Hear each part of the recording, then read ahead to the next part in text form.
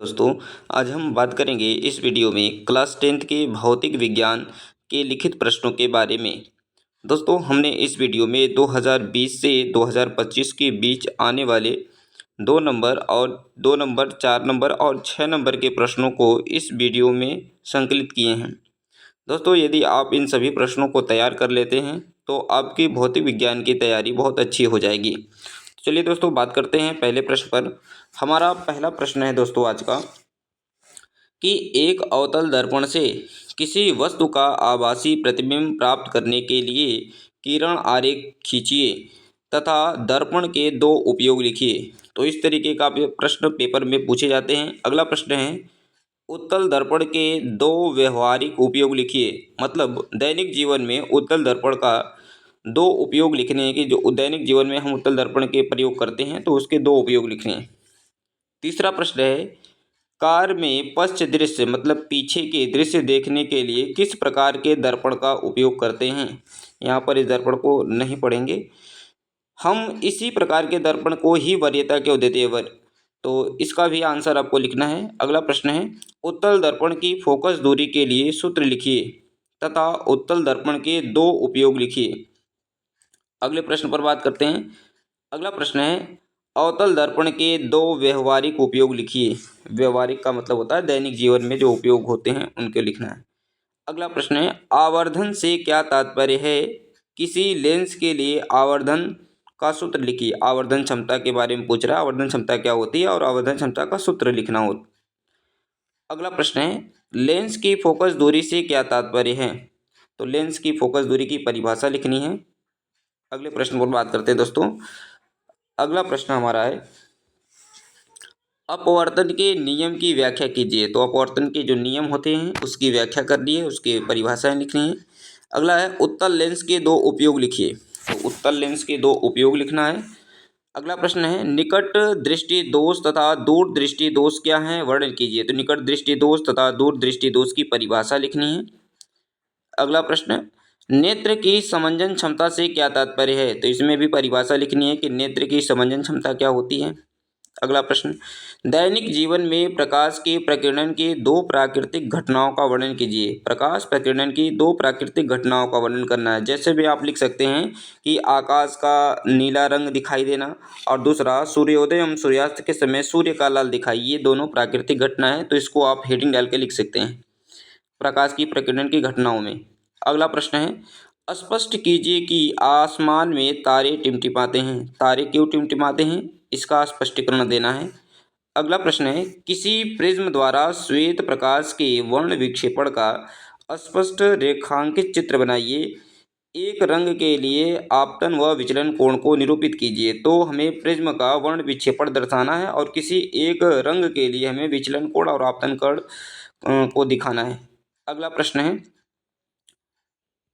प्रश्न दोस्तों हमारा है कि दूरदृष्टि दोष किसे कहते हैं। PQR 3 व्यक्तियों में दृष्टि दोष के निवारण में प्रयुक्त लेंसों के नाम लिखें। यदि देखिए दोस्तों, इस तरीके का प्रश्न पेपर में पूछे जा रहे हैं जो कूट जैसे दिखाई देते हैं, तो इसे समझना है। कह रहा है, इस प्रश्न को ध्यान से देखेंगे कि दृष्टि दोष किसे कहते हैं। तो पहले हमें दृष्टि दोष की परिभाषा लिखनी है, फिर उसके बाद 3 क्वेश्चन आपको दिए गए हैं और 3 अलग अलग व्यक्तियों के नाम दिए गए हैं। पहला व्यक्ति का नाम P, दूसरे व्यक्ति का नाम Q, तीसरे व्यक्ति का नाम R है और इन व्यक्तियों में भी कोई दोष है तो उन्हें बताना। पहला प्रश्न है, P केवल निकट की वस्तुओं को स्पष्ट रूप से देख सकता है। यहाँ थोड़ा मिस टाइपिंग है तो आप देख सकते हैं, यहाँ पर मैं पढ़ दे रहा हूँ। P केवल निकट की वस्तुओं को स्पष्ट देख पाता है परंतु दूर की वस्तुओं को नहीं। तो आपको बताना है कि P को कौन सा रोग हुआ है। दूसरा प्रश्न है, यहाँ पर Q छूट गया दोस्तों, तो यहाँ दूसरे वाले में Q रहेगा। Q दूर की वस्तुओं को स्पष्ट देख पाता है परंतु निकट की वस्तुओं को स्पष्ट नहीं देख पाता है। तो आपको बताना है कि Q को कौन सा रोग हुआ है। और तीसरा R वाला, R न तो दूर की वस्तु को और न ही निकट की वस्तु को स्पष्ट देख पाता है। तो R वाले को बताना है कि R को कौन सा दोष हुआ है और उसके निवारण के लिए कौन से लेंस का प्रयोग करेंगे। अगला प्रश्न है, विद्युत विभवांतर की परिभाषा दीजिए। तो विद्युत विभवांतर क्या होती है, इसकी परिभाषा लिखना है। प्रश्न 2 नंबर में पेपर में प्रश्न पूछे जाते हैं। अभी नीचे के जितने प्रश्न हैं सब 2 नंबर के आते हैं। एक यूनिट विद्युत ऊर्जा को परिभाषित कीजिए। यूनिट विद्युत ऊर्जा को किलोवाट घंटा भी कहते हैं, तो इसको भी परिभाषित करना है, अर्थात परिभाषा लिखनी है। 18 प्रश्न, विद्युत शक्ति को परिभाषित कीजिए। तो ये भी 2 नंबर के प्रश्न आते हैं। अगला प्रश्न है, विशिष्ट प्रतिरोध या प्रतिरोधकता का मात्रक क्या है। तो ये भी प्रश्न आते हैं पेपर में। अगला प्रश्न है, विद्युत ऊर्जा का व्यापारिक मात्रक लिखिए। विद्युत ऊर्जा का व्यापारिक मात्रक को लिखना है। अगला प्रश्न के बारे में बात करते हैं। अगला प्रश्न दोस्तों हमारा है कि विद्युत इस्त्री, इस्त्री मतलब यहाँ पर प्रेस से बात है, विद्युत इस्त्री की कुंडली शुद्ध धातु के बजाय मिश्रित धातु की क्यों बनाई जाती है। 2 कारण बताइए। तो जो प्रेस होता है ना, उस प्रेस के अंदर कुंडलित धातु लगाई जाती है, तो उसको शुद्ध धातु की जगह मिश्र धातु क्यों लगाई जाती है, इसके बारे में प्रश्न पूछ रहा है। अगले प्रश्न पर बात करते हैं। अगला प्रश्न है दोस्तों हमारा, अगला प्रश्न है, विद्युत धारा के चुंबकीय प्रभाव से आप क्या समझते हैं। तो विद्युत धारा के चुंबकीय प्रभाव से आप क्या समझते हैं, इसके बारे में आपको लिखना होगा। अगला प्रश्न है, धारावाही चालक द्वारा उत्पन्न चुंबकीय क्षेत्र की तीव्रता किन किन बातों पर निर्भर करती है। तो धारावाही चालक द्वारा उत्पन्न विद्युत चुंबकीय क्षेत्र की तीव्रता किन बातों पर निर्भर करती है, इसको आपको लिखना है। फ्लेमिंग के दाएं हाथ का नियम लिखिए, अथवा प्रेरित विद्युत धारा की दिशा को निर्धारित करने वाला नियम। दोस्तों इस प्रश्न को 2 तरीके से पूछेगा। या तो प्रश्न पूछेगा फ्लेमिंग के दाएं हाथ का नियम लिखिए, या इसी प्रश्न को इस तरीके से पूछेगा कि प्रेरित विद्युत धारा की दिशा को निर्धारित करने वाला नियम लिखिए। तो इसका आप आंसर लिखिएगा दोस्तों। अगला प्रश्न है, चुंबकीय बल रेखाओं से क्या तात्पर्य है। चुंबकीय बल रेखाओं के गुणों की व्याख्या कीजिए। तो ये है चुंबकीय बल रेखाएं क्या होती हैं और इनके गुणों का उल्लेख करना है। अगला प्रश्न है, दाएं हाथ के अंगूठे के नियम की व्याख्या कीजिए। तो दाएं हाथ के नियम की अंगूठे की व्याख्या करनी है। अगला प्रश्न है, प्रेरित धारा से क्या तात्पर्य है। इस प्रश्न को भी 2 तरीके से पूछा जाता है। पहला प्रश्न है कि प्रेरित धारा से क्या तात्पर्य है, अथवा इसी प्रश्न को दूसरे तरीके से प्रश्न पूछेगा, प्रेरित विद्युत वाहक बल को परिभाषित कीजिए। तो अगला प्रश्न है, घरों की वायरिंग के परिपथ में मेन फ्यूज का क्या महत्व है। जब घरों की वायरिंग की जाती है तो उसमें फ्यूज बनाए जाते हैं, उस फ्यूज का क्या महत्व होता है, इसके बारे में लिखना है। परिपथ का आरेख देकर स्पष्ट कीजिए। हमें इसका आरेख भी खींचना होगा। अगला प्रश्न है, घरेलू विद्युत परिपथ में विभिन्न उपकरणों को समांतर क्रम में जोड़े जाने के 2 कारण लिखिए। जब घरों की वायरिंग की जाती है तो उसमें जितने भी विद्युत उपकरण होते हैं उन्हें समांतर क्रम में जोड़ा जाता है। ऐसा क्यों किया जाता है, इसके 2 कारण आपको लिखने हैं। अगला प्रश्न है दोस्तों, अगला प्रश्न पर बात करते हैं। अगला प्रश्न हमारा है, घरेलू विद्युत परिपथ में विभिन्न उपकरणों को समांतर क्रम में, ये तो हो गया है दोस्तों। अगला प्रश्न है, धारावाही परिनालिका क्या है। 3 उपाय बताइए जिससे धारावाही परिनालिका की चुंबकीय शक्ति को बढ़ाया जा सकता है। धारावाही परिनालिका क्या होती है, इसकी परिभाषा देनी है और इनके 3 उपाय बताने हैं कि जिससे धारावाही परिनालिका की चुंबकीय शक्ति को बढ़ाया जा सके। अगला प्रश्न है, चुंबक तथा धारावाही परिनालिका में अंतर लिखना है। और अगला प्रश्न है, विद्युत चुंबक एवं अस्थायी चुंबक में अंतर लिखना है। तो दोस्तों अभी हमारे ये 32 प्रश्न हो गए, और ये 32 प्रश्न जो होते हैं ये या तो 2 नंबर में प्रश्न आएंगे या तो 4 नंबर में आएंगे, अर्थात इसे हम अति लघु उत्तरीय और लघु उत्तरीय प्रश्नों के तौर पर देखते हैं। अब हम बात करेंगे 6 नंबर वाले प्रश्न, अर्थात दीर्घ उत्तरीय प्रश्नों के बारे में। तो दीर्घ उत्तरीय प्रश्न हमारे भौतिक विज्ञान से कौन कौन से आते हैं, जो ज़्यादा बार पेपर में प्रश्न पूछे जाते हैं। तो हमारा पहला प्रश्न है, प्रकाश के परावर्तन से क्या तात्पर्य है। प्रकाश के परावर्तन के नियम लिखिए। ये हमारा पहला प्रश्न है कि प्रकाश का परावर्तन क्या होता है और परावर्तन के नियम लिखना है। दूसरा प्रश्न है, अवतल दर्पण के सामने विभिन्न स्थितियों में रखी वस्तु के दर्पण द्वारा बने प्रतिबिंब की स्थिति, आकार, आकृति का आरेख खींचकर बताइए।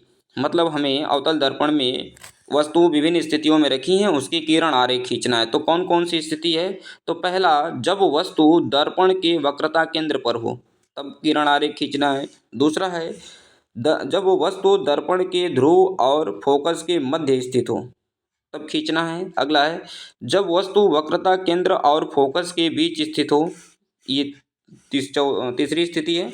और चौथी स्थिति है जब वस्तु ध्रुव और फोकस के बीच स्थित हो तो हमें अवतल दर्पण में ये किरण आरेख खींचने हैं।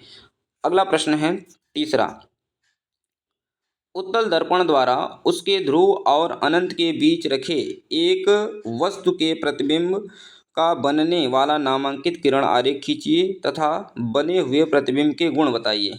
तो ये उत्तल दर्पण में हमें किरण आरेख खींचना है जब वस्तु ध्रुव और अनंत के बीच स्थित होगी।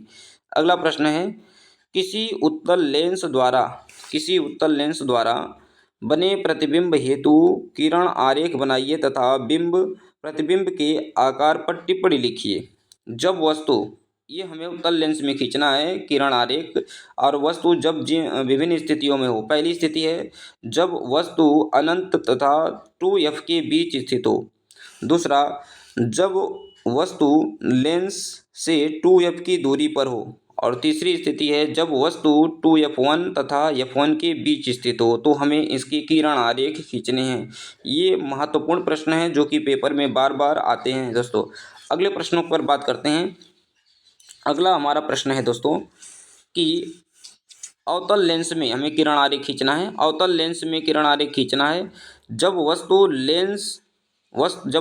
लेंस तथा फोकस के बीच स्थित हो। दूसरा है वस्तु फोकस पर स्थित हो तब खींचना है। और तीसरा, वस्तु फोकस तथा अनंत दूरी के बीच स्थित हो तब हमें किरण आरेख खींचने हैं। अगले प्रश्न पर बात करते हैं। अगला प्रश्न हमारा है, ये प्रश्न दोस्तों कई बार से लगातार 22, 23, 24, 25 लगातार पेपर में पूछे जा रहे हैं। निकट दृष्टि दोष किसे कहते हैं? इस दोष के निवारण किस प्रकार किया जाता है? किरण आरेख खींचकर स्पष्ट कीजिए। तो हमें इसमें दर्शाना होगा निकट दृष्टि दोष किसे कहते हैं, दूर दृष्टि दोष किसे कहते हैं, फिर इसका हमें आरेख बनाना होगा और इसके निवारण के लिए किस लेंस का प्रयोग करते हैं ये भी दर्शाना होगा इसमें। अगला प्रश्न है, एक कांच के प्रिज्म द्वारा श्वेत प्रकाश के वर्ण विक्षेपण को सचित्र समझाइए। चित्र के द्वारा हमें समझाना है वर्ण विक्षेपण को प्रिज्म द्वारा। तो किस रंग का विचलन सबसे अधिक होता है ये भी हमें उसमें दर्शाना है। तो किस रंग का विचलन अधिक होता है? तो हम जानते हैं बैगनी रंग का विचलन सबसे अधिक होता है और लाल रंग का विचलन सबसे कम होता है। अगला प्रश्न है, ओम का नियम लिखिए और इसके सत्यापन के लिए आवश्यक प्रयोग लिखिए। प्रयोग का वर्णन कीजिए। ओम का नियम लिखना है हमें और एक परिपथ के द्वारा हमें इसके सत्यापन करना होता है। अगला प्रश्न है, श्रेणी क्रम में प्रतिरोधों को किस प्रकार जोड़ा जाता है? प्रतिरोधों के श्रेणी क्रम संयोजन के लिए सूत्र का निगमन कीजिए। तो श्रेणी क्रम में हमें श्रेणी क्रम सूत्र कैसे निकाला जाता है इसका निगमन करना है और श्रेणी क्रम को किस प्रकार जोड़ा जाता है। तो श्रेणी क्रम में प्रतिरोधों को जो पहला प्रतिरोध होता है उसका दूसरा सिरा दूसरे प्रतिरोध के पहले सिरे से जोड़ा जाता है। जब इस प्रकार से प्रतिरोधों को जोड़ते हैं तो श्रेणी क्रम कहलाता है।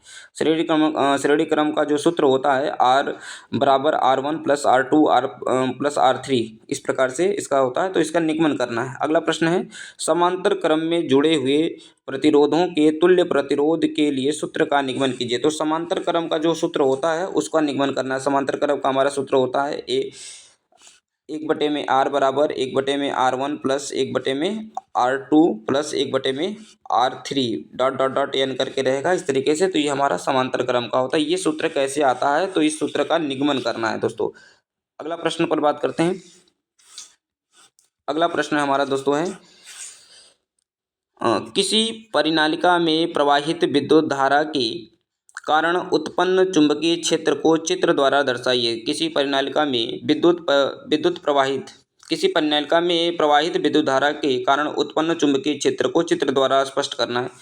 अगला प्रश्न है, एक समान चुंबकीय क्षेत्र में रखे हुए धारावाही चालक पर लगने वाला बल का मान किन किन बातों पर निर्भर करता है? यह बल किस दिशा में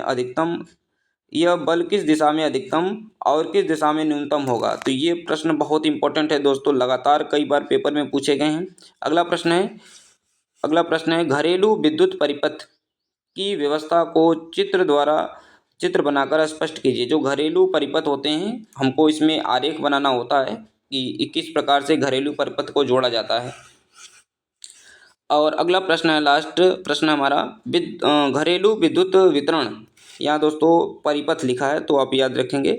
घरेलू विद्युत वितरण परिपथ में प्रयुक्त निम्नलिखित तारों की कार्यप्रणाली एवं अनावरण विद्युत रोधन के लिए रंग लिखिए। तो अब यहाँ पर है अगला प्रश्न है जीवित विद्युतमय तार और भूसंपर्कन तार। भूसंपर्कों को अर्थिंग कहते हैं। उदासीन मतलब तार तीन प्रकार के होते हैं जिसमें धारा प्रवाहित होती है। एक अर्थिंग वाला होता है, एक उदासीन तार होते हैं। तो इनके बारे में लिखना है दोस्तों। तो ये हमारे भौतिक विज्ञान के महत्वपूर्ण प्रश्न रहे हैं दोस्तों। यदि इन प्रश्नों को आप तैयार कर लेते हैं तो आपके भौतिक विज्ञान के सभी प्रश्न तैयार हो जाएंगे दोस्तों। कुछ प्रश्न रह गए हैं जो न्यूमेरिकल के तौर पर रहेंगे, तो उसे हम बोर्ड पर करवा देंगे आपको। तो ऐसे ही वीडियो के लिए हमारे चैनल को सब्सक्राइब कीजिए, लाइक कीजिए, और चैनल को सब्सक्राइब कर लेंगे तो जैसे ही नए वीडियो आएंगे तो आपको पता चल जाएगा। धन्यवाद दोस्तों।